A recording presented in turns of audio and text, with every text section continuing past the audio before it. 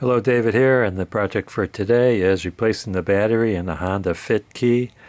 This ought to cover years 2015 through 2020. First thing to do is remove the valet key by sliding that slider over. Hold down on the slider, pull out the key, and you see the case has a split in it, and you could use the valet key by prying it open.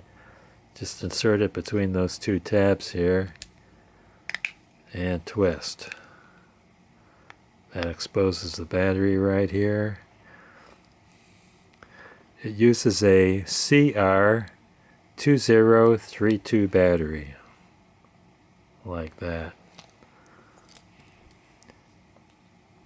Pry out the old battery.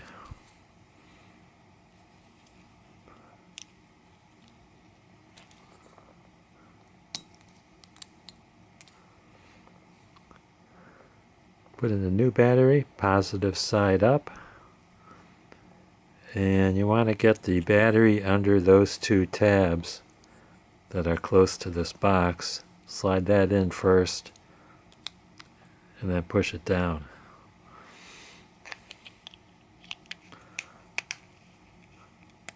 Snap the key back together again.